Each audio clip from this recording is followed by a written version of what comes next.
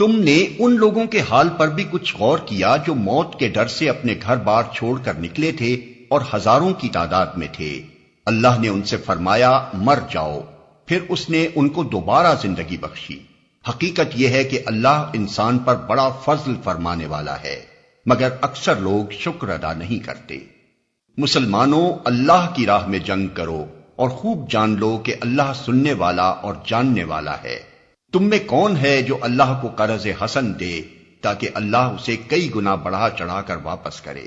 گھٹانا بھی اللہ کے اختیار میں ہے اور بڑھانا بھی، اور اسی کی طرف تمہیں پلٹ کر جانا ہے۔ پھر تم نے اس معاملے پر بھی غور کیا جو موسیٰ کے بعد سرداران بنی اسرائیل کو پیش آیا تھا۔ انہوں نے اپنے نبی سے کہا ہمارے لیے ایک بادشاہ مقرر کر دو تاکہ ہم اللہ کی راہ میں جنگ کریں۔ نبی نے پوچھا کہیں ایسا تو نہ ہوگا کہ تم کو لڑائی کا حکم دیا جائے اور پھر تم نہ لڑو؟ وہ کہنے لگے بھلا یہ کیسے ہو سکتا ہے کہ ہم راہ خدا میں نہ لڑیں، جبکہ ہمیں اپنے گھروں سے نکال دیا گیا ہے اور ہمارے بال بچے ہم سے جدا کر دیے گئے ہیں۔ مگر جب ان کو جنگ کا حکم دیا گیا تو ایک قلیل تعداد کے سوا وہ سب پیٹھ موڑ گئے، اور اللہ ان میں سے ایک ایک ظالم کو جانتا ہے۔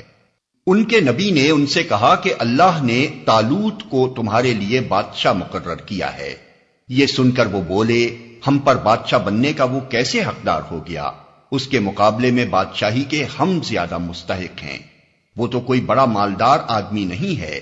نبی نے جواب دیا اللہ نے تمہارے مقابلے میں اسی کو منتخب کیا ہے، اور اس کو دماغی اور جسمانی دونوں قسم کی اہلیتیں فراوانی کے ساتھ عطا فرمائی ہیں، اور اللہ کو اختیار ہے کہ اپنا ملک جسے چاہے دے۔ اللہ بڑی وسعت رکھتا ہے اور سب کچھ اس کے علم میں ہے۔ اس کے ساتھ ان کے نبی نے ان کو یہ بھی بتایا کہ خدا کی طرف سے اس کے بادشاہ مقرر ہونے کی علامت یہ ہے کہ اس کے عہد میں وہ صندوق تمہیں واپس مل جائے گا جس میں تمہارے رب کی طرف سے تمہارے لیے سکون قلب کا سامان ہے، جس میں آل موسیٰ اور آل ہارون کے چھوڑے ہوئے تبرکات ہیں، اور جس کو اس وقت فرشتے سنبھالے ہوئے ہیں۔ اگر تم مومن ہو تو یہ تمہارے لیے بہت بڑی نشانی ہے۔